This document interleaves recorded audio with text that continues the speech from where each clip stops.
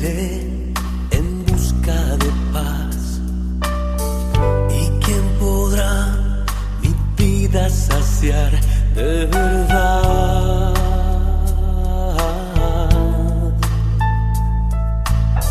¿Quién más tendrá de mi compasión y entenderá mi corazón? ¿Quién cambiará mi eternidad sino tú, Jesús? Cristo, ¿a dónde más podría ir?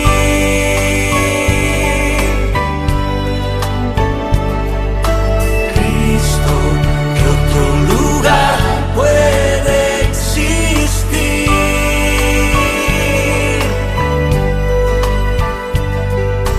Solo tú tienes palabras de amor, camino al Padre y verdad eres tú. Cristo, ¿a dónde más podría ir?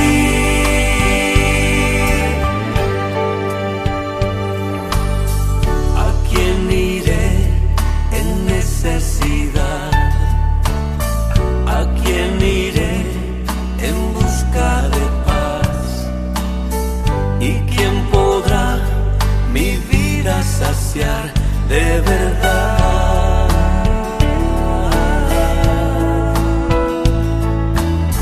¿Quién más tendrá de mi compasión y entenderá mi corazón?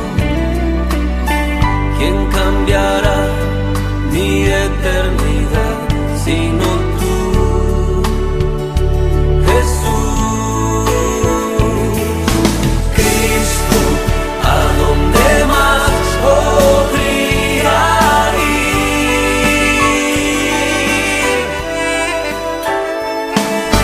Cristo, ¿qué otro lugar puede existir? Solo tú tienes palabras de amor.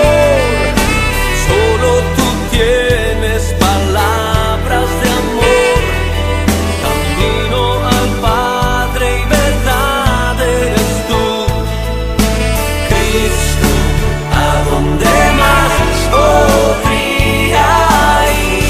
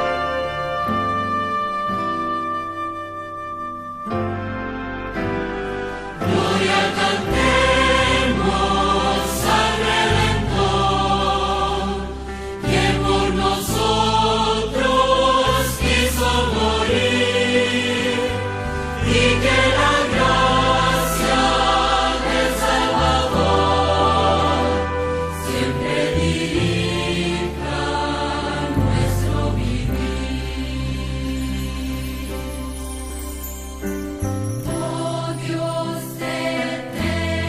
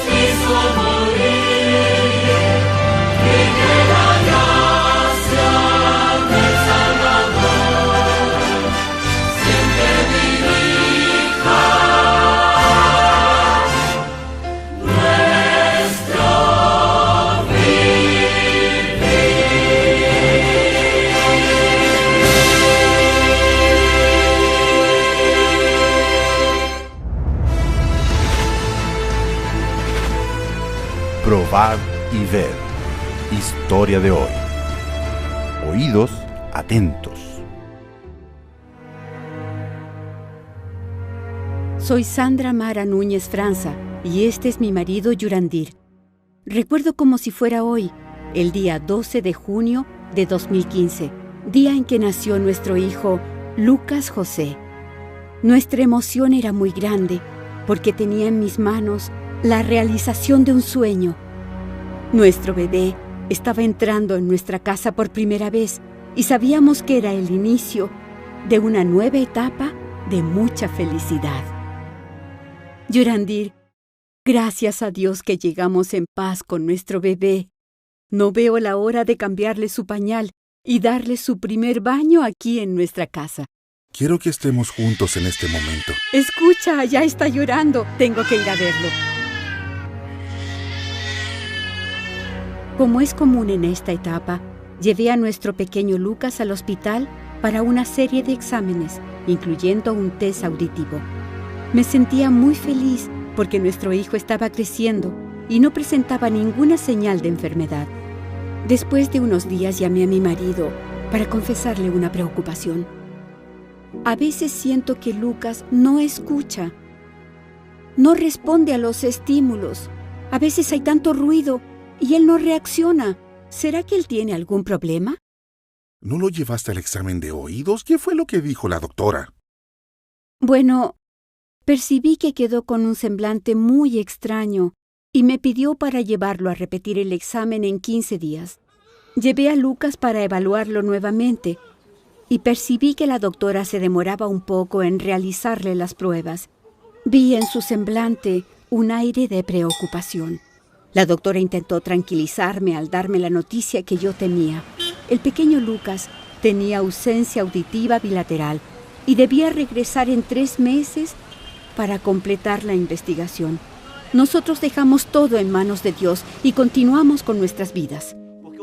El tiempo pasó y un día en la iglesia, el pastor estaba pregonando un mensaje muy poderoso. Nosotros sentimos que el Espíritu Santo estaba milagrosamente presente a través de él, y cuando él hizo la petición, una frase llamó mi atención. Algunas personas en especial están clamando por un milagro. Y de repente ya buscaron en otros momentos, pero no entendieron que no buscaron con tanta fe como precisarían. Saben, queridos, no importando su problema, ya sea de orden familiar, de orden financiero, quizás estás buscando la cura para tu salud o para la salud de otra persona cercana a ti que tú amas. Quiero decirte que hoy es el día del milagro. Hoy es el día de elevar un clamor a Dios con toda tu fe, con toda tu confianza y decir: Señor, yo creo en ti. Yo creo que ahora vas a hacer un milagro en mi vida. En ese momento, clamé a Dios en lágrimas: Señor, según los médicos, mi hijo es sordo, pero también sé que puedes cambiar esta situación. Si esta fuera tu voluntad, opera un milagro en la vida de nuestro hijo y cúralo en nombre de Jesús. Pasaron los días y vi que Lucas reaccionaba a los sonidos que yo hacía cuando jugaba con él. ¿Habrá sido una gran coincidencia o nuestro hijo estaba comenzando a escuchar? Inmediatamente llamé a mi marido para que él también pudiera ver lo que estaba ocurriendo. Hazlo para que puedas ver. Él está escuchando. Al llegar al hospital, le contamos a la doctora la gran novedad y le pedimos que realizara nuevos exámenes. ¡Lucas! Mamá, este niño está escuchando mejor que yo. Usted tiene razón. Él realmente está escuchando. Hoy, la vida de Lucas es una prueba del gran amor de Dios por sus hijos. Lucas es un niño sano, escucha todo perfectamente, su alegría de vivir nos contagia y nos muestra que nuestro Dios es muy poderoso. Naranja. Muy bien, Lucas, de nuevo. Naranja, sí. Y ahora les invito a este momento especial de adoración a través de los diezmos y las ofrendas. Que Dios les bendiga. Probad y ved.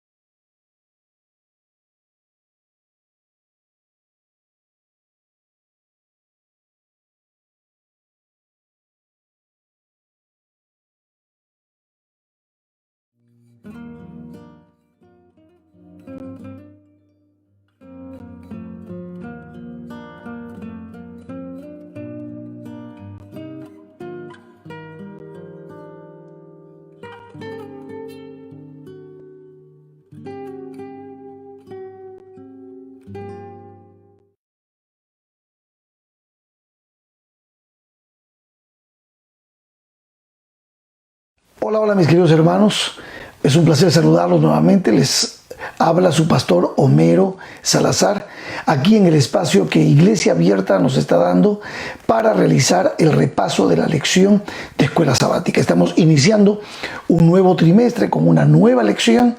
En este caso vamos a estudiar durante el trimestre cómo interpretar la Biblia. Vamos a entrar en el mundo de la hermenéutica bíblica, conocer los principios de interpretación de la palabra de Dios. Muy bien, vamos a hacer una oración para poder entrar en el repaso de esta semana. Vamos a orar juntos. Cierren sus ojos. Poderoso Dios, te damos gracias por darnos el privilegio de estar juntos para compartir tu palabra, para hacer un breve repaso de nuestra lección de Escuela Sabática y que podamos, Señor, aprender y crecer como tú esperas que crezcamos, en fe, en amor, en esperanza. Esto nos ayuda a edificar nuestro carácter y sobre todo en este tiempo tan complicado en el que estamos viviendo, necesitamos aferrarnos mucho más de esta fuente de vida que es tu santa y divina palabra. Gracias por estar con nosotros. Oramos en el nombre de Jesucristo. Amén y amén. Muy bien, mis hermanos, esta semana nuestro estudio ha tenido un título muy especial. Podríamos redundar y decir singular. La singularidad de la Biblia. ¿Qué es lo que tiene de singular la Biblia? ¿Por qué la Biblia es el libro de los libros? ¿Qué tiene de singular? Bueno, nuestra lección esta semana nos dio algunas informaciones importantes. Estamos hablando de un libro escrito en el trayecto de 1500 años por más de 40 autores. O sea, hay toda una historia detrás de este maravilloso libro. 66 libros. Por eso la palabra Biblia viene de la palabra biblos, que significa biblioteca. 66 libros con un contenido maravilloso y especial, donde se relata y se revela la historia de la raza humana y la historia de la redención. Eso es maravilloso. Claro que sí.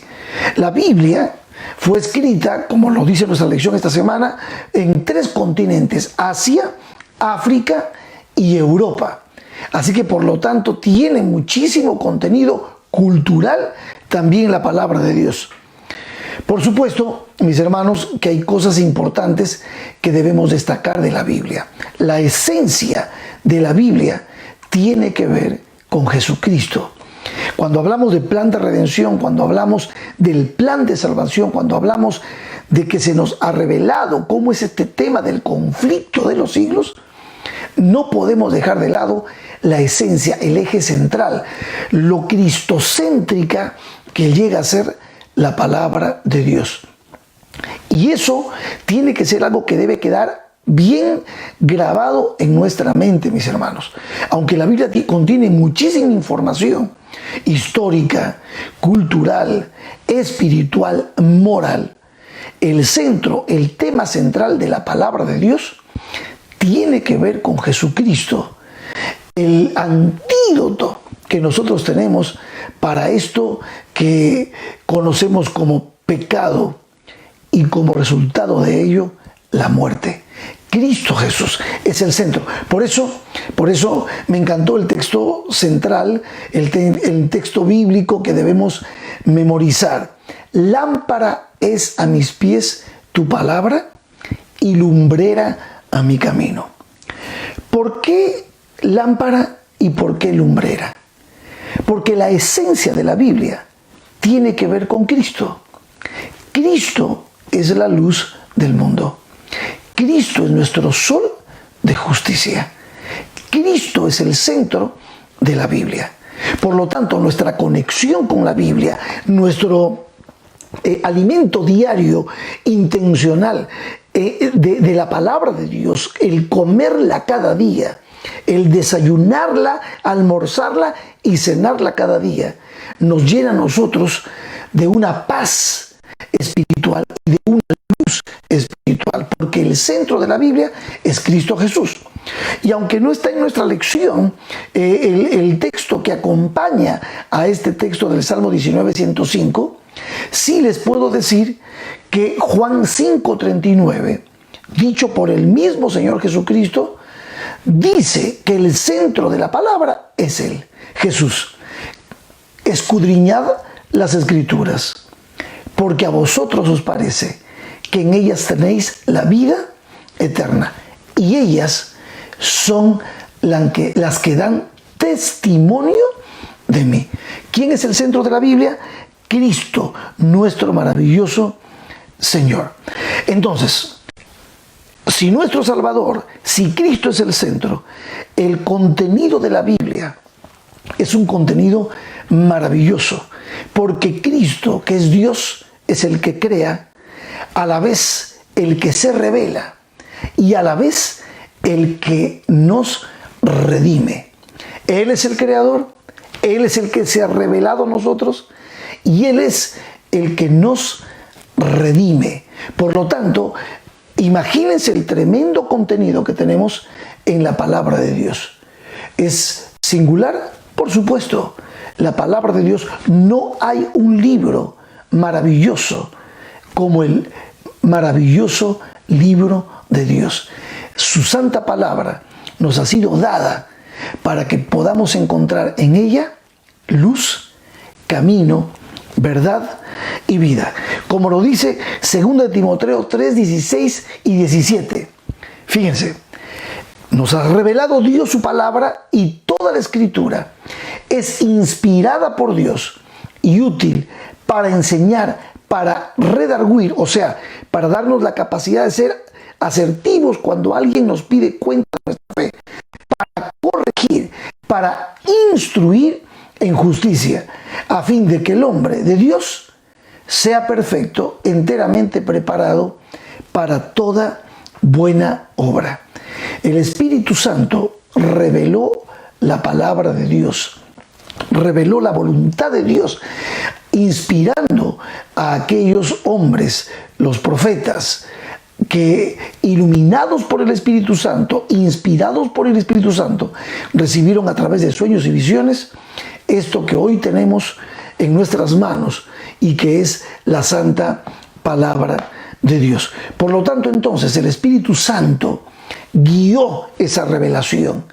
El Espíritu Santo, a través de ese poder que lo caracteriza, de ese conocimiento, porque el Espíritu Santo es Dios, reveló la palabra, inspiró a los profetas para escribirla y nos ha llegado la Biblia a nuestras manos como un regalo maravilloso, como una carta dada por Dios para cada uno de nosotros.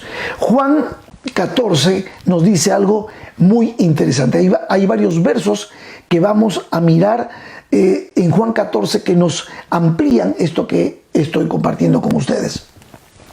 Dice en el verso 16: y yo rogaré al Padre, está hablando Jesús, y os dará otro consolador para que esté con vosotros para siempre, el Espíritu de verdad, a cual el mundo no puede recibir, porque no le ve ni le conoce.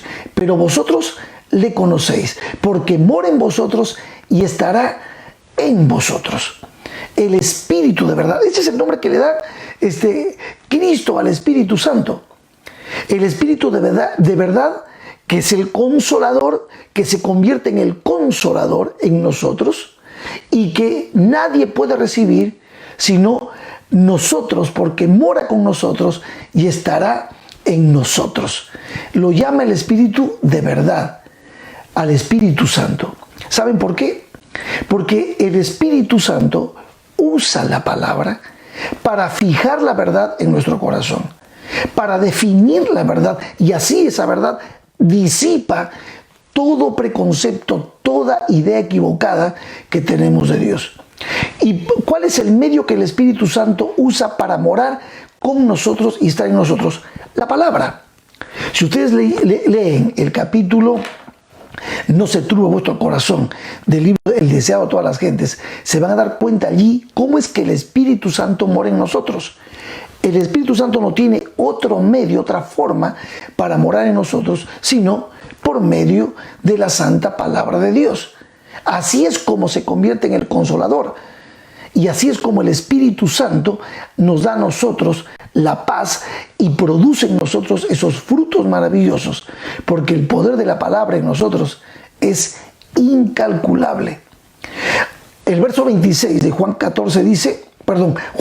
15, 26 dice: pero cuando venga el Consolador, a quien yo os enviaré del Padre, el Espíritu de verdad, vuelve otra vez a utilizar ese nombre, esa palabra, ese nombre que le ha dado el Espíritu Santo, el cual procede del Padre, Él dará testimonio acerca de mí. Es maravilloso cuando tú vas a Juan 14 y tú ves estos textos y después vas a Juan 15, te das cuenta que la palabra tiene una relación importantísima con la morada del Espíritu Santo en nosotros.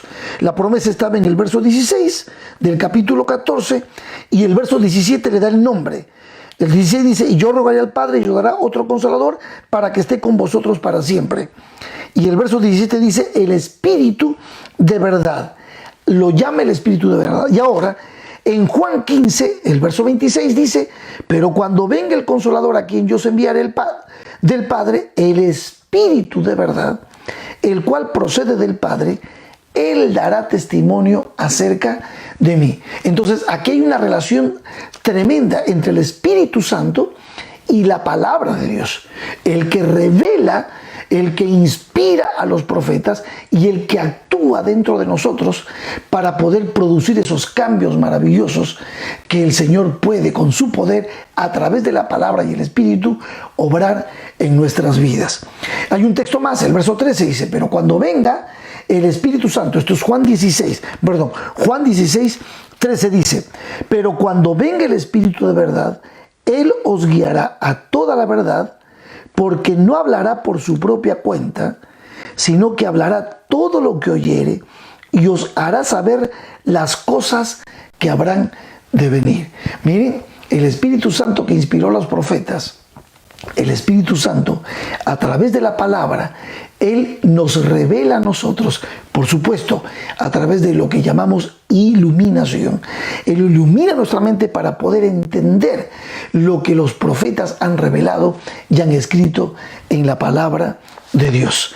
Por eso, la lección de esta semana nos habló de que la palabra de Dios es viva, es poderosa, porque el Espíritu Santo está implicado en ella y porque la palabra de Dios se personifica en Cristo Jesús nuestro Señor. Bueno, dentro de este marco nos llevó a las últimas palabras la lección de Moisés. Las últimas palabras de Moisés. En este libro de Deuteronomio, el capítulo 32, versos 45 al 47, está el cántico de Moisés. Hay una poesía grandísima, preciosa de Moisés. Pero las últimas palabras de este capítulo menciona lo siguiente en nuestra lección, hablando de que es un legado que Dios nos deja el que podamos ser obedientes a la palabra del Señor. Dice, verso 45, Deuteronomio 32. Y acabó Moisés de recitar todas estas palabras a todo Israel. Y les dijo, noten la palabra, aplicad vuestro corazón a todas las palabras que yo os testifico hoy. Aplicad vuestro corazón a todas las palabras. O sea, que vuestro corazón se conecte con estas palabras que yo he dicho, para que las mandéis a vuestros hijos. O sea, amen estas palabras y proyéctenlas, enséñenlas a vuestros hijos, a fin de que cuiden de cumplir todas las palabras de esta ley. Aquí tú sabes perfectamente que Moisés escribió el Pentateuco, los 5 primeros libros de la Biblia. Y entonces todo esto tenía que ser enseñado, comunicado, pasado a nuestras próximas generaciones. Porque no es cosa vana. O sea, no es algo que no tiene valor. es algo muy valioso, muy peculiar, muy singular. Es vuestra vida. Y por medio de esta ley haréis prolongar vuestros días sobre la tierra a donde vais, pasando el Jordán para tomar posesión de ella. Estas fueron las últimas palabras de Moisés antes de prácticamente morir. O sea, una conexión con la verdad, con la palabra revelada por Dios, y que en gran medida Él está dejando todo lo que escribió y todo lo que Dios nos dio como su ley, la está dejando, les está dejando como un legado para que todo el pueblo de Israel aprendiera a amar esta palabra y la proyectara a sus hijos. Mis hermanos y amigos, creo definidamente que hasta aquí nosotros podemos entender que realmente el poder de la palabra de Dios es incalculable. La manera como transforma la vida de los seres humanos. Y de ese testimonio vamos a hablar prácticamente al final. Apocalipsis 14:12 redunda y menciona para nuestro tiempo cuál sería la característica de aquellos, del pueblo de Dios en el tiempo del fin. Y dice: aquí está la paciencia de los santos. Los que guardan los mandamientos, los que aman la palabra, los que respetan y atesoran en su corazón el amor por la ley de Dios y tienen la fe de Jesús.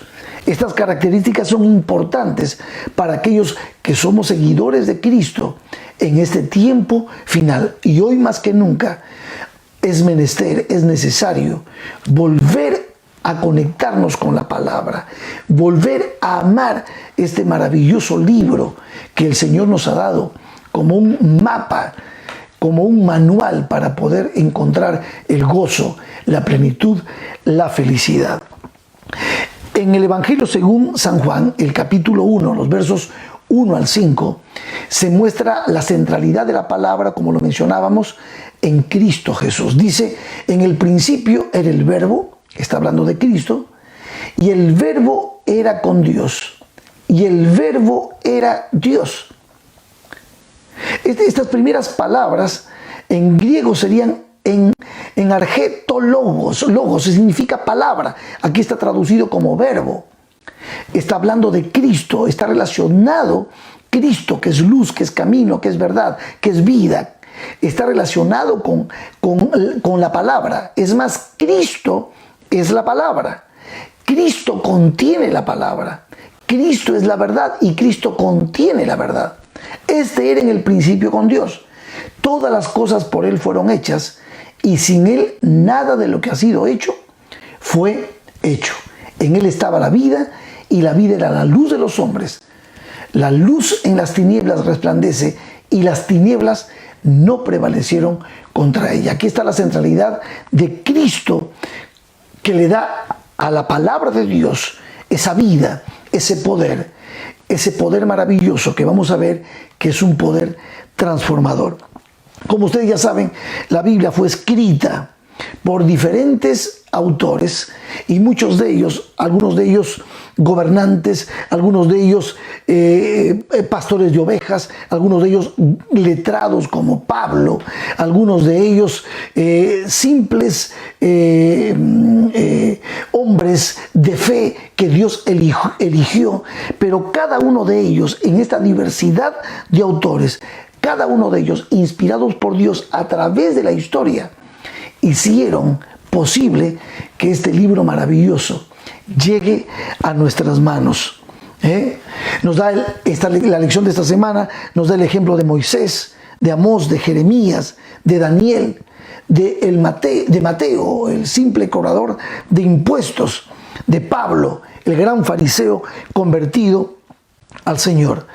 Hombres que escribieron desde la cárcel, desde los palacios, desde sus viajes misioneros, desde diferentes lugares, hombres y mujeres que fueron testigos presenciales, inclusive del sudor del huerto, del dolor del maestro, discípulos que estuvieron con él, y todos ellos nos dan a nosotros la buena noticia a través de la escritura de esto que el Dios de los cielos nos ha revelado a través del Espíritu Santo.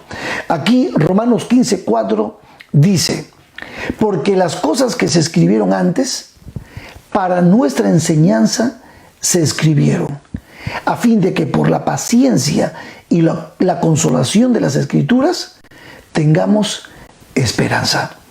Bueno, todo lo que la Biblia nos ofrece, aparte de consuelo, aparte de desarrollar las virtudes como la paciencia, aparte de poder entender que en las Escrituras la historia de la raza humana está prácticamente revelada para nosotros. Dios, que conoce el fin desde el principio, nos va llevando a través de la Escritura y a través de las profecías hacia el final glorioso y maravilloso, como ya lo hemos estudiado en Daniel en el trimestre pasado. El glorioso fin del pueblo de Dios, el glorioso retorno de nuestro Señor Jesucristo. Todo eso contiene la escritura. Y hay una cita que nos da la lección esta semana de Mensajes Selectos, tomo 1, página 29, que dice así: Dios se ha dignado comunicar su verdad al mundo por medio de instrumentos humanos, y Él mismo, mediante su Santo Espíritu, hizo idóneos a los hombres y los habilitó para realizar esa obra. Guió la mente de ellos en la elección de lo que debían decir y escribir. El tesoro fue confiado a vasos de barro. Sin embargo, a pesar de todo, es un tesoro que nos viene del cielo. Sí, los hombres de Dios escribieron, cada uno el carácter de cada escritor de la Biblia, cada profeta, cada apóstol, se revela en la manera como escriben. Uno puede ver inclusive hasta la profesión que ellos tenían, porque cuando escriben como humanos, pero inspirados por el Espíritu Santo. Muy bien, y ahora sí, ya les mencioné algo acerca de la Biblia como conteniendo también la historia de la redención y la proyección profética hacia el final. Es correcto. Nuestra lección esta semana nos habló de que el 30% de lo que está escrito en la Biblia es profético. Hay 75 predicciones mesiánicas, además de la tipología que apunta a Cristo Jesús. Y esto es lo que hace justamente la hermenéutica. Esto es lo que hace la hermenéutica. Quiero leerte algo con relación a lo que es la hermenéutica y lo que vamos a poder aprender durante este trimestre.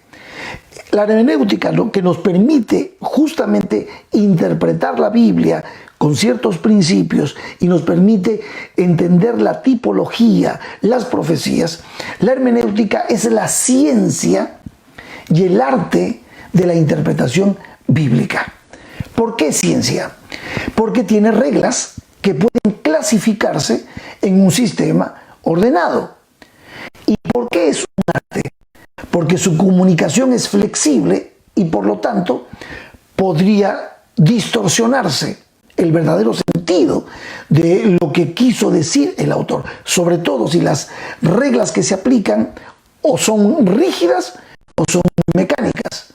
Entonces, la hermenéutica nos permite utilizar las reglas de una manera inteligente para poder nosotros interpretar lo que los escritores bíblicos nos quisieron decir.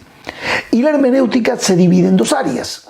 Está la hermenéutica general y la hermenéutica específica. Y solamente voy a mencionarlas nada más. La general incluye el análisis histórico, cultural, contextual, léxico-sintáctico y teológico del texto bíblico. Es lo que normalmente hacemos los teólogos.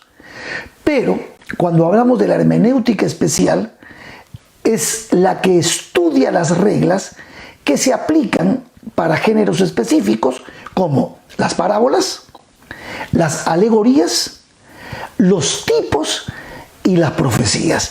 Por eso quise yo colocar dentro de este punto, cuando hablamos de la palabra profética, que nosotros vamos realmente a echar mano de la hermenéutica para poder entender todo lo que tiene que ver con la interpretación profética y la interpretación de la tipología, de los símbolos que hay en la Biblia. Isaías 53, 3 al 7 es un ejemplo de esto.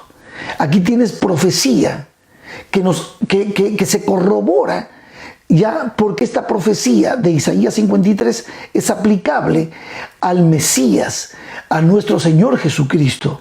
Isaías 53 es aplicable. Tú vas a notar aquí cómo realmente todo lo que Isaías dice es aplicable a la vida de Cristo. Inclusive los mismos apóstoles, Mateo, Marcos, Lucas, Juan, pudieron registrar cuántas cosas Cristo hizo que estaban profetizadas de antemano.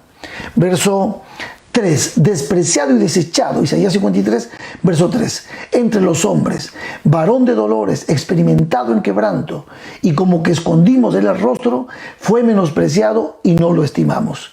Ciertamente él llevó nuestras enfermedades, sufrió nuestros dolores, y nosotros le tuvimos por azotado, por herido de Dios y abatido. Cuando tú estás escuchando esto, estás pensando en Cristo, ¿correcto? Bueno, pero esto es profecía. 600 años antes de que Cristo viviera lo que vivió, ya esto estaba escrito. Mas él herido fue por nuestras rebeliones, molido por nuestros pecados. El castigo de nuestra paz fue sobre él, y por su llaga fuimos nosotros curados. Bueno, todo este texto es aplicable a la vida de Cristo. Y así hay muchísimo en la palabra de Dios aplicable a la vida de nuestro Mesías, de nuestro ungido, de nuestro Salvador Jesucristo.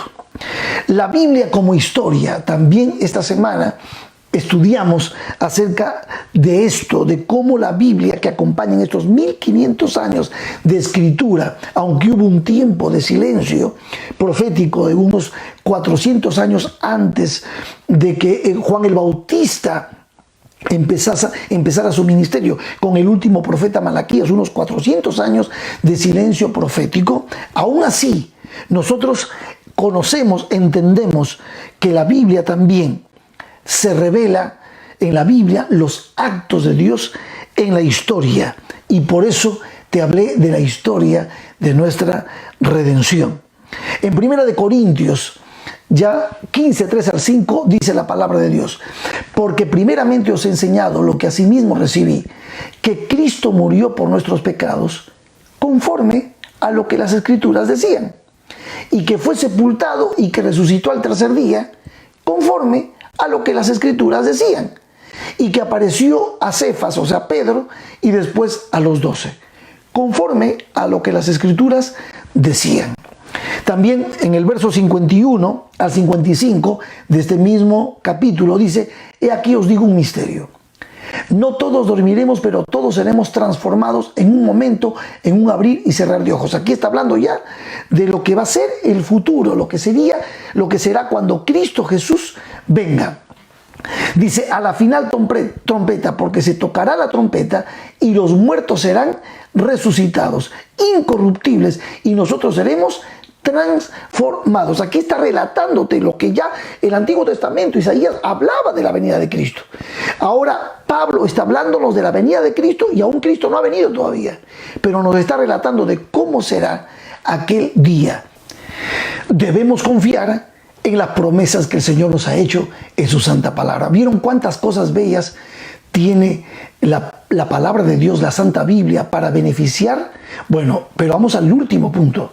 El último punto es que la palabra de Dios tiene poder para transformar. Nuestra lección esta semana nos dio el testimonio del rey Josías. Y en este testimonio, pues encontramos que el rey Josías hizo un cambio, unas reformas, gracias al hecho de que se halló la palabra de Dios, que tanto su padre como su abuelo habían menoscabado. Bueno, la historia es preciosa.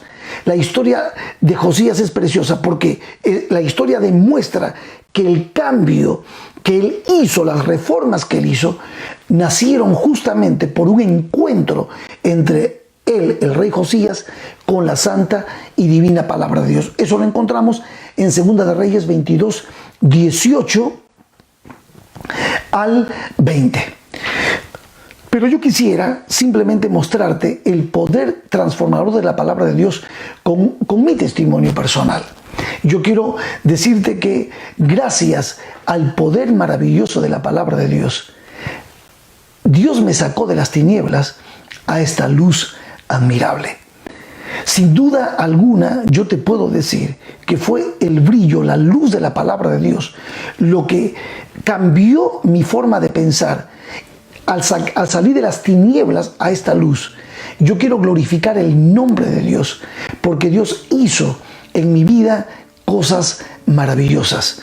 El testimonio mío es muy largo, no tengo tiempo porque el tiempo tampoco nos da para este repaso, pero así como mi testimonio, así como hoy yo camino con Cristo Jesús, muchas personas que han tenido contacto con la palabra de Dios han podido tomar decisiones sabias de vida eterna. Por eso puse como texto final para ir cerrando este repaso ya un verso que creo que es oportuno para compartirlo contigo. Segunda de Pedro 1:16 al 11 dice: porque no os hemos dado a conocer el poder y la venida de nuestro Señor Jesucristo siguiendo fábulas artificiosas, sino como habiendo visto con nuestros propios ojos su majestad. Pues cuando Él recibió de Dios Padre honra y gloria, le fue enviada desde la magnífica gloria una voz que decía: este es mi Hijo amado, en el cual tengo complacencia. Y nosotros oímos esta voz enviada del cielo, cuando estábamos con Él en el monte santo. Tenemos también entonces la palabra profética más segura, a la cual hacéis bien en estar atentos como a una antorcha que alumbra en lugar oscuro, hasta que el día esclarezca y el lucero de la mañana salga en vuestros corazones. Entendiendo primero esto, que ninguna profecía de Escritura es de interpretación privada, porque nunca la profecía fue traída por voluntad humana, sino que los santos hombres de Dios hablaron siendo inspirados por el Espíritu Santo. Mi querido hermano, mi querido amigo, por ese motivo, este libro y su contenido tiene poder. Poder porque es la palabra viva de Dios, revelada, entregada a nosotros por el Dios creador. Y ese Dios en su palabra nos ha prometido recrearnos, transformarnos, y por el poder de la palabra a través del Espíritu Santo, esa transformación en nuestra vida es real. Tenemos en nuestras manos un libro maravilloso que haríamos bien en amarlo, en leerlo con oración y en sacarle a este libro todo ese poder maravilloso que tiene para llenar nuestros corazones de gozo, paz, alegría y esperanza. Estaremos posiblemente la próxima semana continuando con nuestro repaso de la lección de escuela sabática. Gracias por tu atención. Vamos a hacer una oración final y entonces cerraremos este momento. Dios Todopoderoso, gracias porque lámpara es a mis pies tu palabra y lumbrera a mi camino.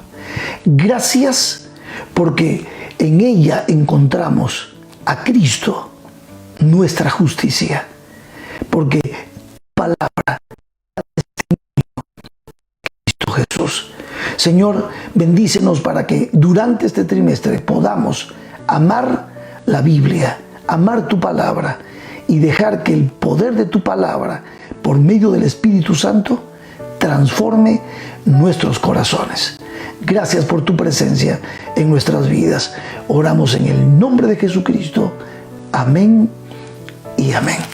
Que Dios te bendiga.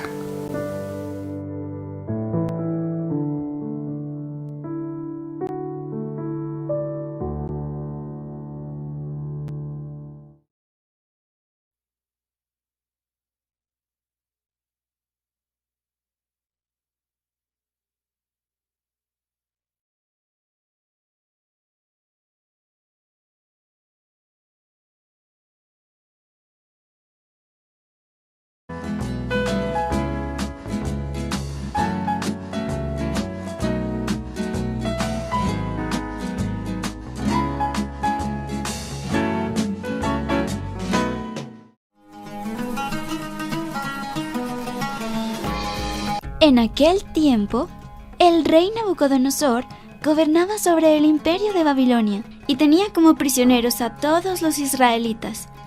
Entonces, tomó a algunos soldados y les dio la misión de ir al pueblo judío y traer a los jóvenes más sanos, destacados en sus estudios y apuestos, para que sirvieran al rey en todo lo que él quisiera. El rey les dijo a sus sirvientes: asegúrense de enseñarles todos los conocimientos, costumbres e idiomas de los persas y entrénenlos para que sean los más fuertes y puedan servir adecuadamente en mi palacio real. Tengo una idea, continuó diciendo el rey. Denles de comer los alimentos de mi cocina. Estoy seguro que si ellos los comen, serán tan sabios, fuertes y apuestos como yo. Todos los jóvenes aprendices estaban disfrutando de la excelente comida que el rey les daba. Pero Daniel no quiso contaminarse con esa comida, pues era ofrecida a ídolos. Así que pidió permiso al mayordomo de comer otro tipo de alimentos, a lo que respondió el mayordomo: tengo miedo de mi señor el rey, porque él me dio la orden de alimentarlos con la comida de su cocina, y quizá ustedes luzcan pálidos y débiles, y me corten el cuello por eso. Pero Daniel, con gran sabiduría, le dijo: te propongo que nos des de comer, a mí y a mis amigos, únicamente vegetales y agua, y pasados 10 días, compara nuestro aspecto con el de los otros jóvenes. Luego, decide de acuerdo con lo que veas. El mayordomo estuvo de acuerdo con Daniel y los puso a prueba durante 10 días, donde él mismo pudo ver que Daniel y sus 3 amigos eran más sabios y físicamente más fuertes que los demás. El día que el rey llamó a todos los jóvenes para probar su conocimiento y ver los resultados de su entrenamiento, quedó muy sorprendido. Así que el rey Nabucodonosor dijo: después de evaluar a todos los jóvenes, he hallado que Daniel y sus amigos son 10 veces mejores y de ahora en adelante servirán en mi palacio. Y así fue como Daniel y sus amigos se destacaron entre los demás jóvenes del reino, siendo conocidos por su fidelidad y gran sabiduría.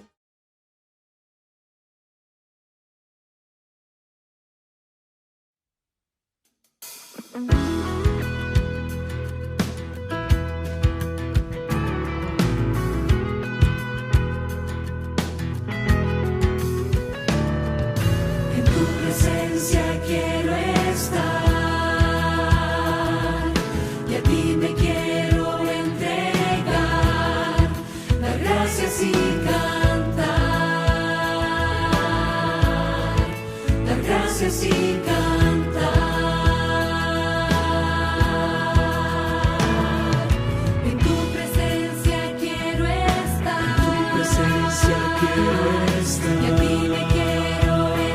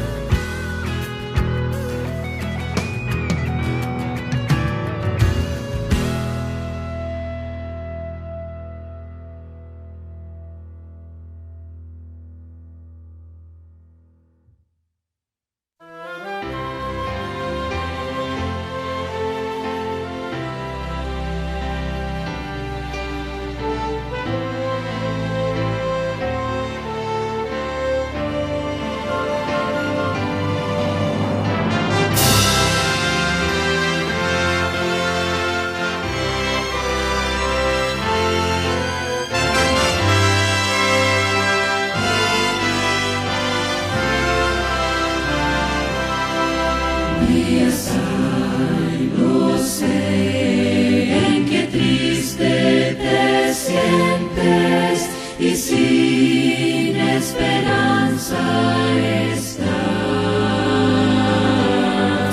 pero existe un Dios que promete ayudarte y fuerza su alma tendrá. Nunca te rindas, Cristo ya viene y su faz pronto veré. Nunca te rindas, Cristo ya viene. Nunca te rindas, Él volverá. Este mundo cruel no será para siempre, el mal pronto terminará. Y mi fe en el Señor cada día es más fuerte, pues sé que Jesús volverá. Nunca te rindas, Cristo ya viene y su faz pronto veré. Nunca te rindas, Cristo ya viene. Nunca te rindas, Él volverá.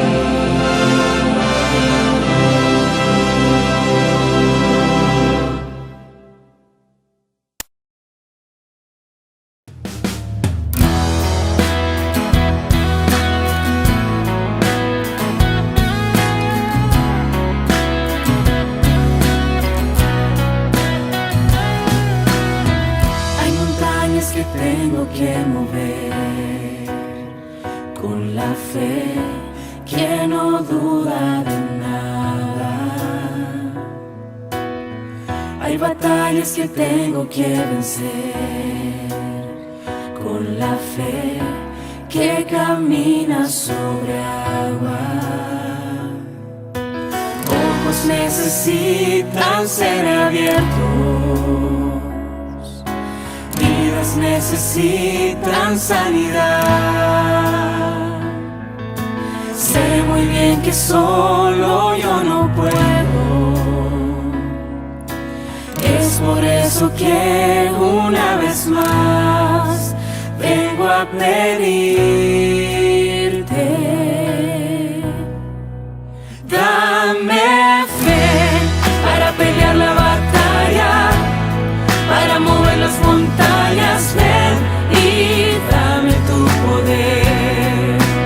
Dame fe para abrazar tus promesas, para llegar a la meta y no dudar de ti otra vez, para ver que aún existen milagros.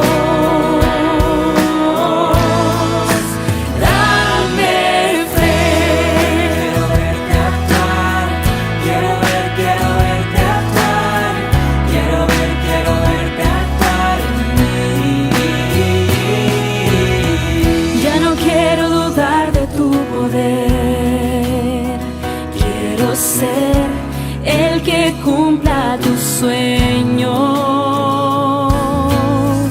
Es por eso que no renunciaré, seguiré con la vista en el cielo. Ojos necesitan ser abiertos, vidas necesitan sanidad. Sé muy bien que solo yo no puedo. Es por eso que una vez más vengo a pedirte.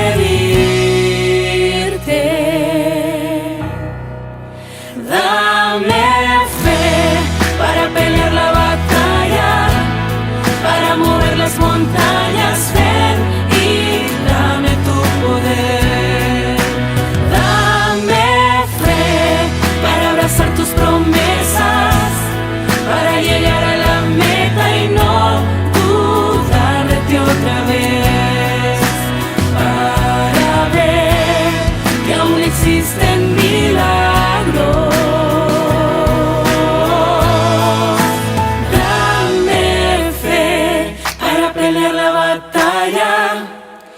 para mover las montañas. Ven y dame tu poder.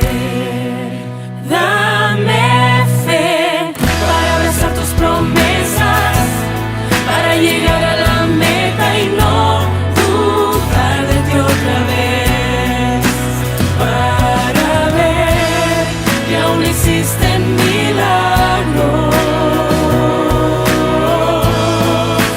Dame fe.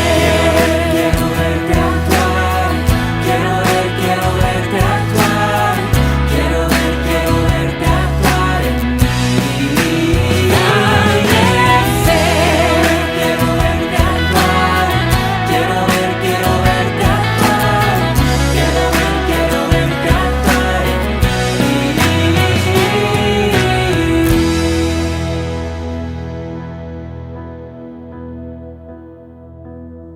Hay montañas que hoy voy a mover con la fe que no duda de nada.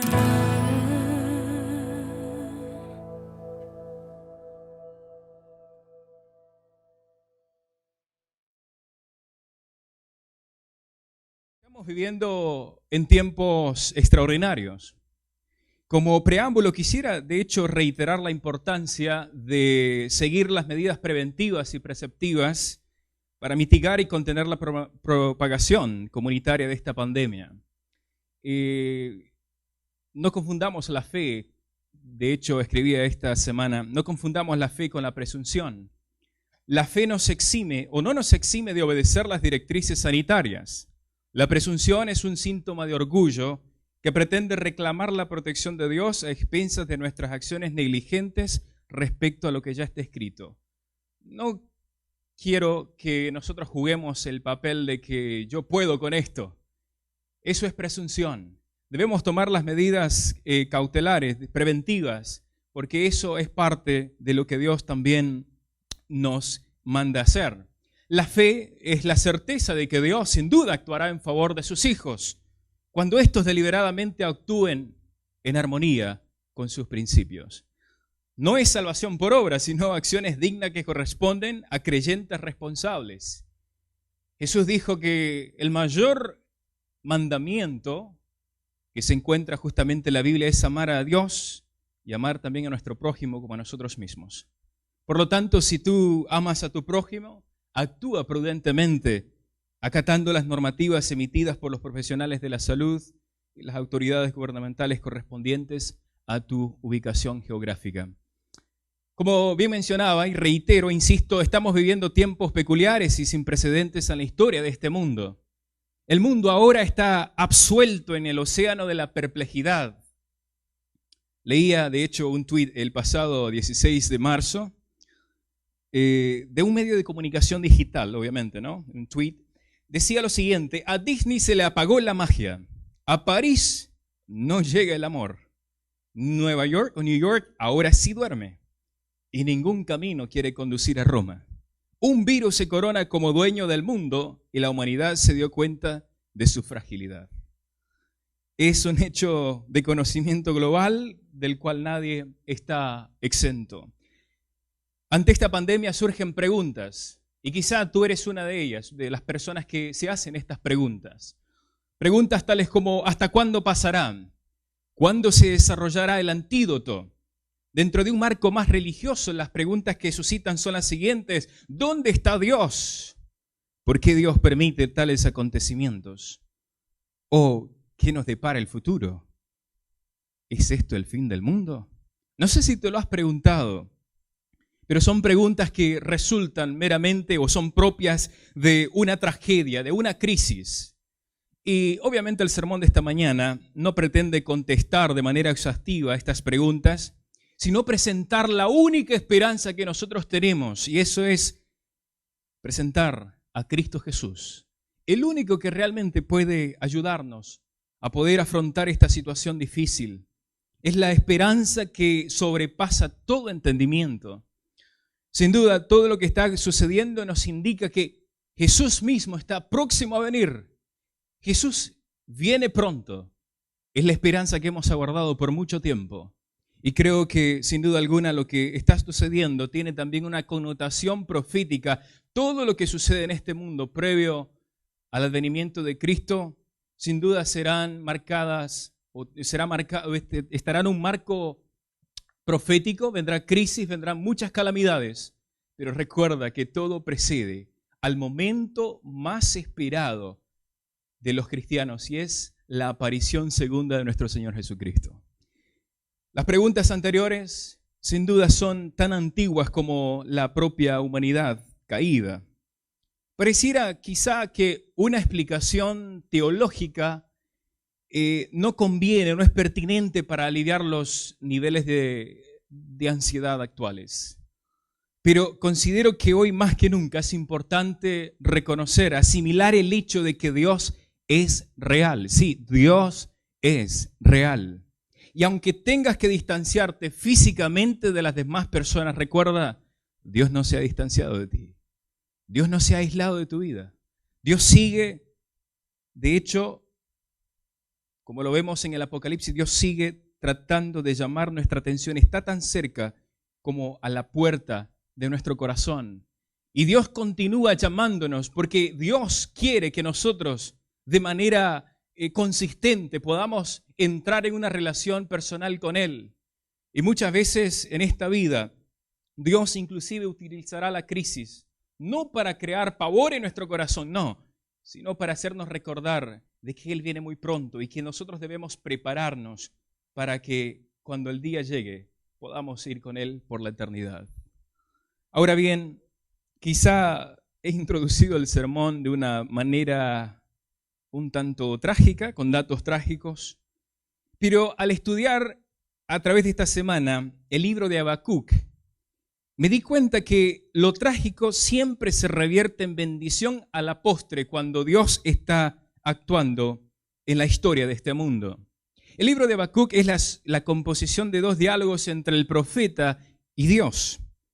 A diferencia de los demás escritos proféticos, Habacuc no inicia su libro con una revelación de Dios, sino con la manifestación del profeta de la situación patética y espiritual, moral y espiritual de su pueblo.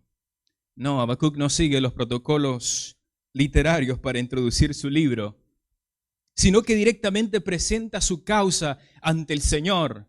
Habacuc ha sido testigo por mucho tiempo de la violencia y la maldad sin límites. Y cada diálogo comienza con una queja. El profeta quejón. De hecho, hay varios en la Biblia, pero Habacuc es uno de ellos. Habacuc se encuentra descontento y desilusionado y le presenta una solicitud legítima a Dios. Aunque él, el profeta, no había sido víctima directa de la violencia, sus emociones se han alterado porque ha atestiguado lo que ha venido ocurriendo. ¿Sabes? Lo mismo ocurre con nosotros. Nuestras emociones tienden a desbordarse cuando somos testigos del dolor ajeno. Y quizá ahora mismo tienes un familiar que yace en una cama de hospital porque está enfermo. No sabes cuál será su futuro, pero recuerda, en medio de la dificultad, en medio del dolor emocional, Dios está presente. Esto me hace recordar una de las historias del Holocausto, ejecutado obviamente por los nazis. Y estas historias conmueven a la persona, inclusive a la persona menos sensible. Viktor Frankl fue un legendario psiquiatra, quizás has escuchado de él, pero su legado mayor fue la historia de supervivencia en varios campos de concentración nazi.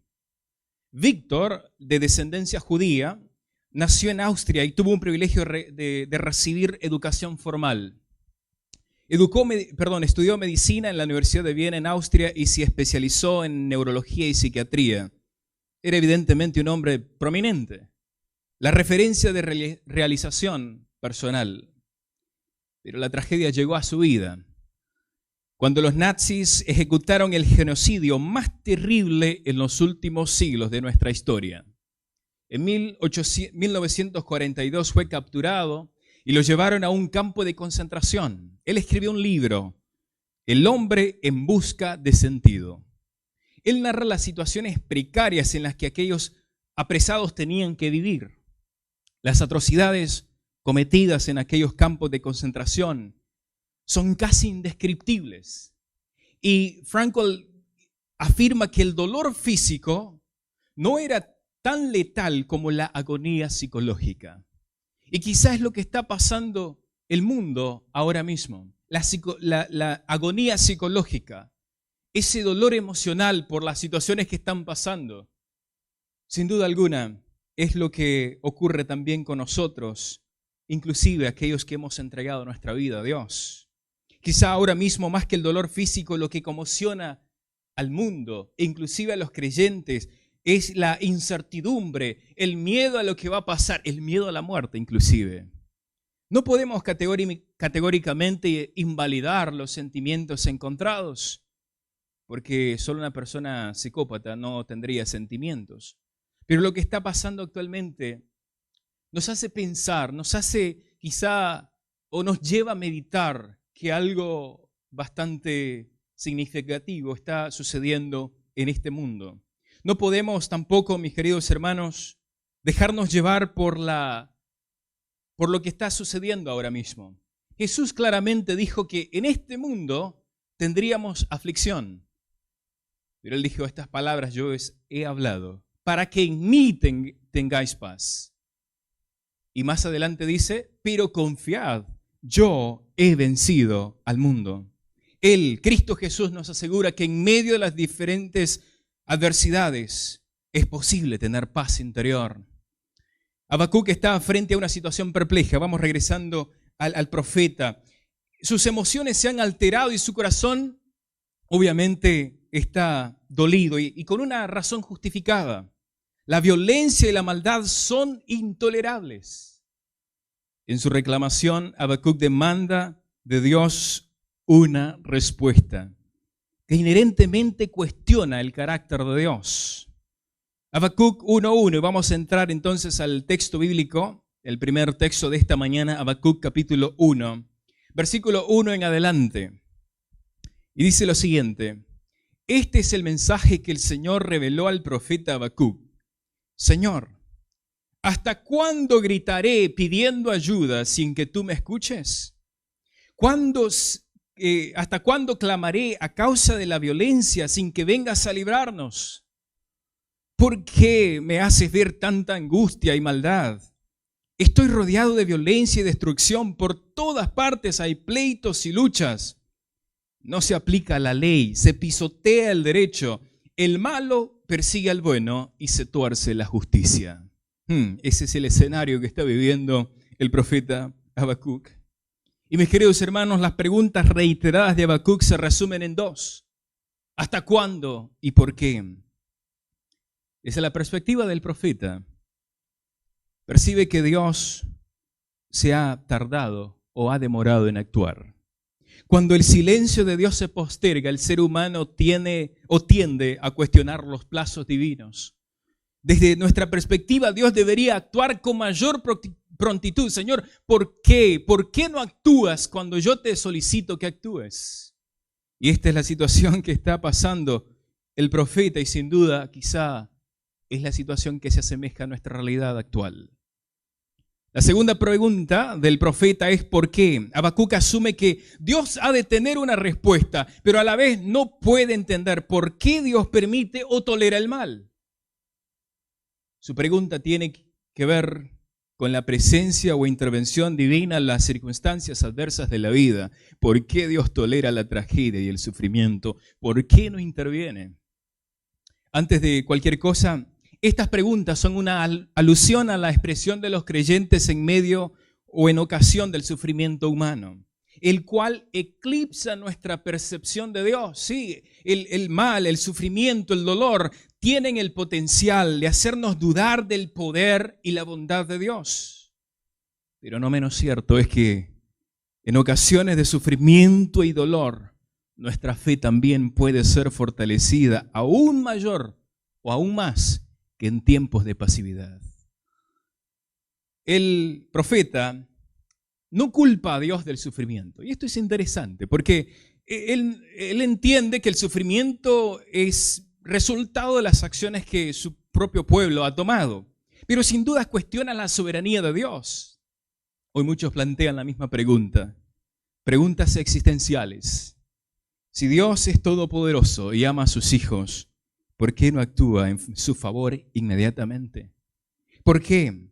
¿O no tiene poder o no es demasiado amante como la Biblia lo dice? Este es el punto medular del conflicto cósmico, la vindicación del carácter de Dios. El enemigo se ha encargado de tergiversar el carácter de Dios y hacernos pensar de que Dios no es tan amante como lo hemos escuchado. No, Dios es un ser tirano severo que busca el momento oportuno para poder provocarte dolor. Y esta es la lucha cósmica. El coronavirus no es resultado de las acciones divinas. Pero quiero decirte que en medio de la situación global que estamos viviendo, el poder de Dios se ha de demostrar. Aunque tú tengas ahora mismo la misma pregunta de Habacuc, ¿hasta cuándo?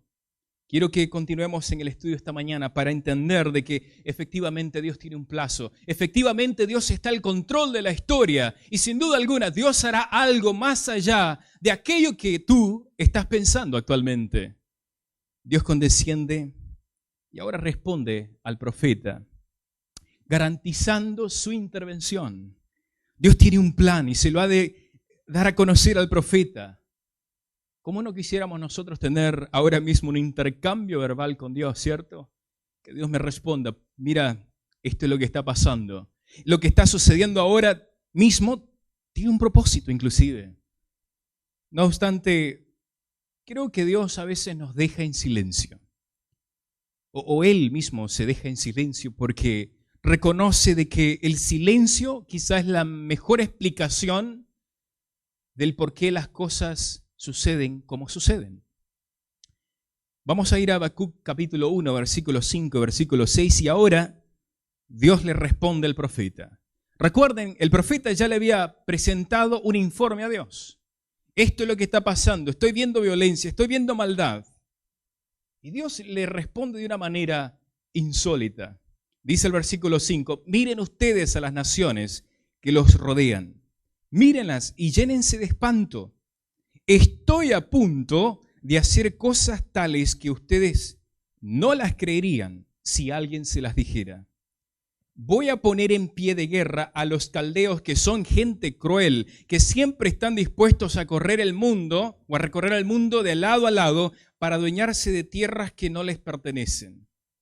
Oh, interesante. Mira, le dice Habacuc, yo tengo un plan. Y ese plan es justamente levantar una nación pagana, una nación cruel. Si tú me estás dando un informe de tu propio pueblo, de que ellos están haciendo violencia, yo quiero decirte algo. Yo conozco un pueblo más violento que el pueblo de Judá. Y son los caldeos, los babilonios. Y voy a utilizar justamente a los babilonios para que puedan hacer juicio a mi propio pueblo. Por eso decía anteriormente, creo que el silencio de Dios es la mejor interpretación de la tragedia. Porque si Él nos respondiera a todas nuestras preguntas actuales, quizá nuestro nivel de pesar aumentaría. La respuesta insólita de Dios le causa a Habacuc aún mayor consternación y suscita aún más preguntas. Habacuc no puede entender el modus operandi de Dios. Él quiere entender por qué Dios actúa de la manera que lo hace. Y por eso Habacuc nuevamente se presenta ante el Señor. Y en el versículo 12, capítulo 1, versículo 12 dice, Señor, ¿acaso no existes tú eternamente, mi Dios santo e inmortal? Tú eres santo. ¿Cómo es posible que puedas utilizar a una nación pagana para hacer juicio contra mi pueblo?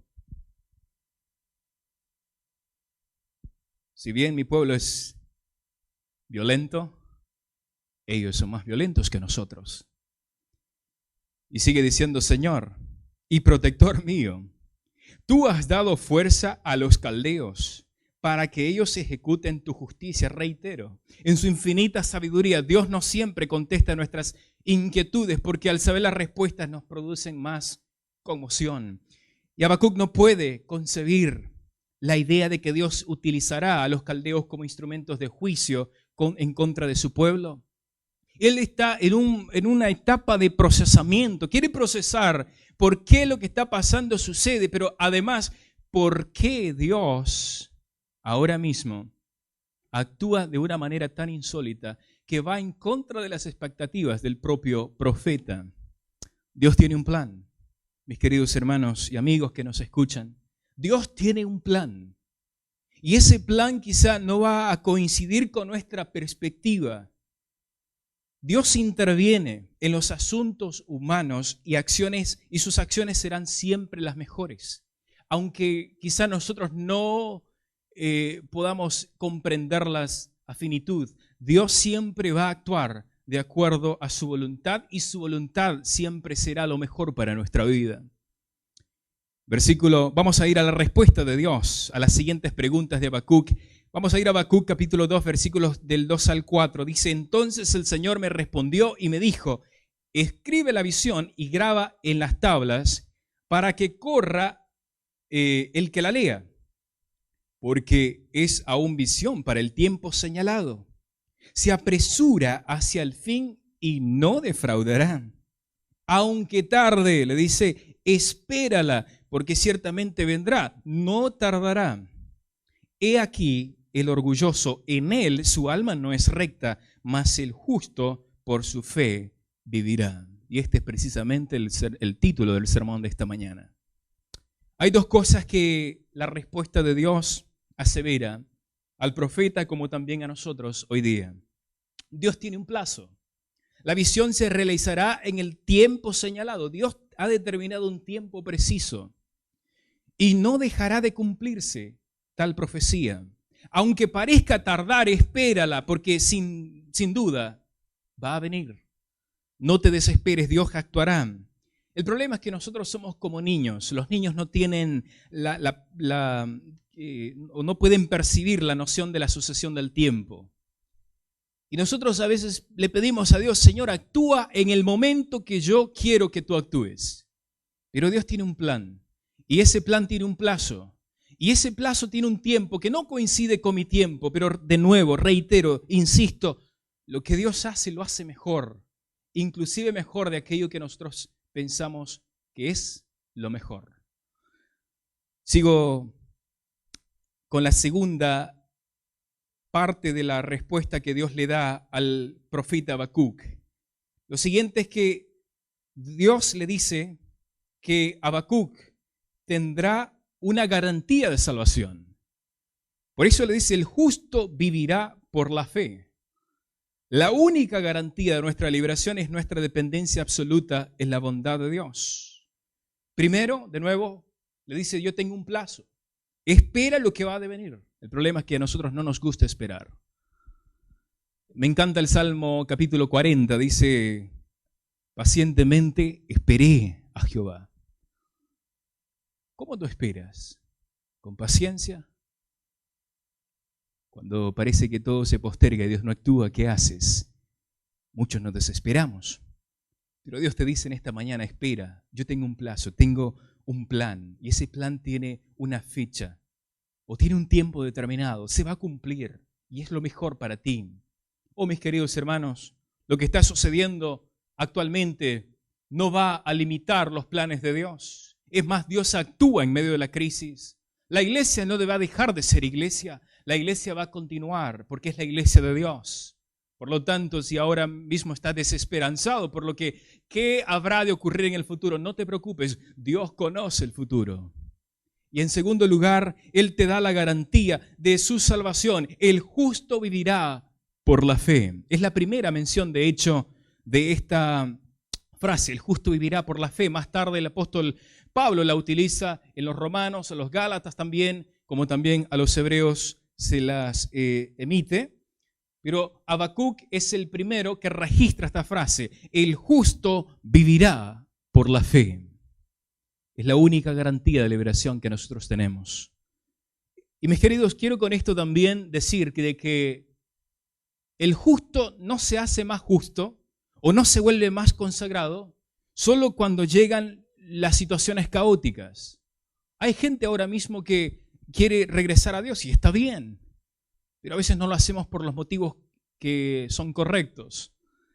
El justo se consagra todos los días, sean estos caóticos o no lo sean. Él sigue siendo justo. Si tu vida cristiana es habitualmente intermitente y se reanuda solo cuando vienen los días malos, es un indicativo de que no estás experimentando el gozo de la salvación. La mediocridad solo produce temor, pesimismo, dudas e inseguridades. Asimismo, actuar de manera reactiva o reaccionar de manera sorprendida ante los acontecimientos actuales es un indicativo de que quizá nuestra relación con Cristo no está en los mejores términos. Es decir, sentir el pánico, el pavor de que me voy a perder, que esto es el fin del mundo. Mis queridos, debemos tener conciencia de que sin duda este es un momento crítico, pero que Dios no ha sido sorprendido por esta situación. Él sigue estando en control. Sin duda, mayores escenarios de crisis se avecinan a nuestro mundo. Pero nuestra obediencia, nuestra consagración, nuestra condición espiritual no debería depender en absoluto del estado de las circunstancias externas, sino en una fe sencilla, pero constante en Cristo Jesús. Por eso el profeta dice o escribe, el justo vivirá por la fe. Por lo tanto, por otro lado, mejor dicho, una vida ortodoxa. Hay personas que tratan de vivir una vida ortodoxa, una vida correcta. Pero eso no necesariamente es una garantía de que en el momento de crisis nosotros vamos a poder afrontarla. El justo vivirá por la fe. La idea de fe en el contexto de Habacuc es o significa fidelidad a Dios. Pero no una fidelidad como obediencia que precede a la salvación, no, sino una obediencia que resulta de nuestra relación de amor o basada en amor, una relación genuina con Dios. Por lo tanto, en el contexto de Habacuc lo que está diciendo es, el orgulloso va a perecer, pero aquel que deposita su confianza plena en Dios, ese va a vivir. Esto no indica, mis queridos hermanos, que el justo no peca. O esto no indica tampoco que hay o existe una improbabilidad de que el justo caiga. No. De hecho, la Biblia dice justamente el apóstol Pablo, hablándole a Timoteo en el capítulo 2, versículo 13, dice, si somos infieles, si nosotros somos infieles, Él sigue siendo fiel, ya que no puede negarse a sí mismo. El justo reconoce que a pesar de haber caído, tiene un abogado y juez justo que perdonará su pecado. Y esto me hace reconocer, o mejor dicho, me hace recordar la experiencia del rey David. Si ustedes leen la historia de David, se van a dar cuenta de que sus acciones no fueron las mejores. Pero este rey es tan peculiar al punto tal que Dios dice que su corazón coincide con el corazón de David, con el corazón de Dios. ¿Te puedes imaginar eso? ¿Cómo es posible que Dios pueda aseverar tal cosa? No obstante, hay algo peculiar del rey David, y es que el rey David jamás en su vida adoró a otro Dios, a no ser que fuera el Dios creador. Es más, Dios le dice, tú no puedes construir una casa para mí, un templo, déjalo a tu hijo Salomón. Pero este siguió un camino, aunque más religioso aparentemente, siguió un camino distinto. ¿Cómo es posible que a pesar de que David cayó, Dios lo considera como un hombre justo? Sí. Por eso Proverbios capítulo 24, versículo 16 dice lo siguiente, porque 7 veces podrá caer el justo, pero otras tantas se levantarán. El justo, cuando la Biblia habla de justo, no habla de personas que tienen improbabilidad de pecar, porque todos somos pecadores, por condición todos somos pecadores, pero el justo no se queda en el pecado, no se queda tirado, el justo se levanta, pero tampoco espera una crisis para levantarse. No, el justo tiene una relación permanente y constante con Dios. Por eso Dios le dice a Habacuc, el justo por la fe vivirá. Quiero leerte una cita que se encuentra en Profetas y Reyes, página 285, y dice lo siguiente. La fe que fortaleció a Habacuc y a todos los santos y justos de aquellos tiempos de prueba intensa era la misma fe que sostiene al pueblo de Dios hoy. En las horas más sombrías, en las circunstancias más amedrentadoras, el creyente puede afirmar su alma en la fuente de toda luz y poder. Día tras día, por la fe en Dios, puede renovar su esperanza y valor. El justo en su fe vivirá. Al servir a Dios no hay que experimentar abatimiento, vacilación o temor. El Señor hará más que cumplir las más altas expectativas de aquellos que ponen su confianza en Él. Les dará la sabiduría que exigen sus variadas necesidades. Mis queridos hermanos, es la fe en Dios lo único que nos va a poder ayudar a nosotros en medio de las vicisitudes de este mundo. La respuesta de Dios al profeta fue una garantía de la soberanía de Dios. Sí, Dios sigue estando al control. El Dios del pasado, mis queridos, continúa también dándonos esa garantía a nosotros hoy.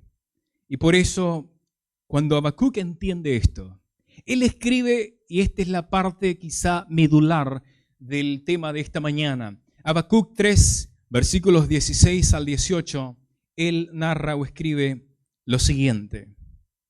Oí y se me estremecieron mis entrañas, debo decir. A tu voz temblaron mis labios. Entra podredumbre en mis huesos y tiemblo donde estoy. Tranquilo espero el día de la angustia. ¿Cómo tú esperas el día de la angustia? Tranquilo espero el día de la angustia, al pueblo que se levantará para invadirnos. Mis queridos, el pueblo de Israel tenía casi 0 probabilidades de vida ante la siguiente intervención de Dios a través del pueblo babilonio. Pero el profeta dice, sigue diciendo, aunque la higuera no eche brotes, ni haya más fruto en las viñas, aunque falte el producto del olivo y los campos no produzcan alimento, aunque falten las ovejas del aprisco y no haya vacas en los establos, con todo yo me alegraré en el Señor, me regocijaré en el Dios de mi salvación. En otras palabras, aunque falte todo, pero si tengo a Dios, yo con eso soy feliz. La crisis sanitaria producida por el COVID-19 ha provocado paralelamente desbordes económicos a nivel mundial. Y hemos sido quizá testigos de las noticias que ahora abundan más que el alimento. Muchas personas recurren a comprar armas para autodefenderse. La venta de armas se disparó en estas últimas semanas. Otros más se preocupan porque la situación financiera y económica de este país, y bueno, del mundo entero, no está en las mejores, condiciones. Pero nuestra confianza no está depositada en las finanzas. Nuestra confianza no está depositada en los activos personales, no. Nuestra confianza está depositada en Dios, quien es nuestra salvación. Aunque no haya producción y se agoten los insumos actuales, con todo yo me alegraré en el Señor. Me regocijaré en el Dios de mi salvación. Mis queridos hermanos y amigos, la fe es individual. Hoy decide no solo quedarte en casa, que es lo recomendable, sino también regocíjate en el Señor ahí donde estás. Él es el Dios de tu salvación.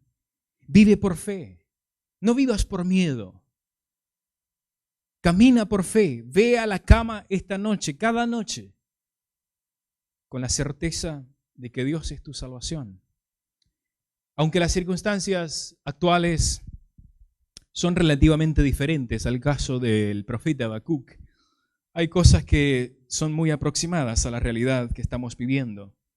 Hay un enemigo invisible y no es el coronavirus, es el enemigo de las almas. Y este enemigo abyecto de Cristo ha tratado de diferentes maneras, a través de diferentes artimañas, tratar de que los hijos de Dios perezcan. Pero no solamente perecer, es decir, pasar a la muerte, no, sino que perezcan en la fe. Pero quiero decirte, las circunstancias actuales, la adversidad, la crisis, no debe hacer que nuestra fe fallezca.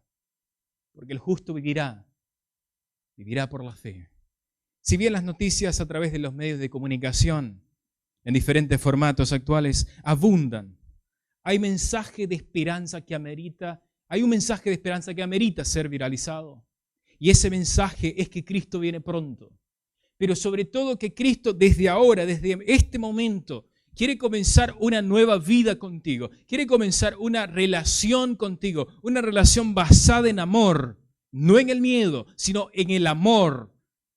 Y que cuando nosotros de manera genuina vengamos a Él, entonces Él cenará con nosotros. Si abrimos la puerta de nuestro corazón, Él va a entrar a nuestro corazón y nos va a dar el refrigerio, nos va a dar la paz interior que ahora mismo tú y yo necesitamos. Sin duda, estamos frente a este escenario de crisis, pero es justamente en la crisis donde Dios demuestra su poder, que es capaz de alterar las imposibilidades en oportunidades de salvación. La fragilidad, la brevedad y finitud de la vida se han puesto a prueba. Nuestra fe se ha puesto a prueba. Pero hoy podemos decirle a Dios, Señor, aquí estoy. Quiero vivir únicamente por la fe. Quizá mi fe se ha debilitado, porque he puesto más atención a las noticias que a la mejor noticia de que tú vienes pronto. Pero hoy quiero que tú, Señor, puedas rehabilitarme, puedas ayudarme a tener una fe más ferviente, una fe más sólida, una fe plenamente en Cristo Jesús. Por eso hoy Dios nos extiende la invitación a vivir una vida de relación genuina y transparente con Él, una relación de confianza. ¿Quisieras tú aceptar ese llamado en esta mañana? Dios te hace hoy la invitación y te dice, hijo, yo no me he aislado de ti. Y quizá este es el momento preciso que he estado buscando, un momento de inactividad, para que tú puedas quizá abrir un espacio ahora que lo tienes, para pasar más tiempo conmigo. Y quizá ahora mismo que me estás escuchando en esta mañana, tú puedes decir, puedes quizá ahora mismo autoanalizarte y decir, no estoy bien con Dios. Mi relación con Dios no es la misma que era quizá algunos meses atrás. Pero hoy quiero reanudar esa relación. Ahora mismo quiero consagrar o reconsagrar mi vida a Dios. Tú puedes hacerlo ahí donde estás. No importa dónde estés. Y eso es la bendición que nos ha dado, ¿no? Esta situación, que donde quiera que estés puedes ahí mismo escucharnos y tomar esta decisión en silencio. Quiero orar por ti, quizá que estás en este momento absuelto en la duda, que no sabes qué pasará, pero no en el mundo, en las cosas externas, sino qué pasará contigo. Yo quiero decirte que hay esperanza ahora, hay esperanza en Jesús. Y por eso quisiera orar por ti. No sé si puedes también de alguna manera mandar un mensaje de texto o puedes escribir bajo este video que tú quieres reconsagrar tu vida. Pero si hay una persona que quiere entregar su vida a Dios a través del bautismo, este es el momento oportuno para decirle, Señor, aquí está mi vida. Hoy me entrego de manera genuina y completa a ti. Este es el momento para que tú puedas tomar la mejor decisión de tu vida. ¿Me permites orar por ti y contigo en esta mañana? Vamos a orar. Querido Padre que estás en el cielo, desde lo más recóndito de nuestro corazón, queremos pedirte primeramente que perdones nuestras faltas. Pero a la vez queremos pedirte por fortaleza para que tú, Señor, puedas aumentar también nuestra fe. La fe no nace de nuestro propio interés o esfuerzo. Entendemos que la fe viene cuando escuchamos tu palabra, cuando escuchamos tu voz, cuando escuchamos la voz del Espíritu Santo hablar directamente a nuestro corazón. Por lo tanto, en esta mañana quiero de manera especial orar por aquellos que han recibido esa voz, por aquellos que en este momento están tomando la decisión, la mejor decisión de su vida, la decisión de entregar su vida a ti a través del bautismo. Y Padre, por favor, te pedimos que esa decisión pueda concretarse lo más pronto posible, para que también ellas, estas personas, puedan experimentar el gozo de la salvación. Continúa bendiciendo a tu pueblo, a la iglesia, no solamente esta iglesia, sino la iglesia a nivel mundial, y que como iglesia podamos presentar el mensaje de Cristo. Cristo muriendo por nosotros, Cristo resucitado, Cristo intercediendo en el santuario celestial por los pecadores y Cristo próximo a venir. Gracias, Señor, por escucharnos. Gracias por que vas a hacer conforme a tu voluntad en nuestras vidas. En el nombre de Jesús. Amén y amén. Que Dios pueda bendecirte. Dame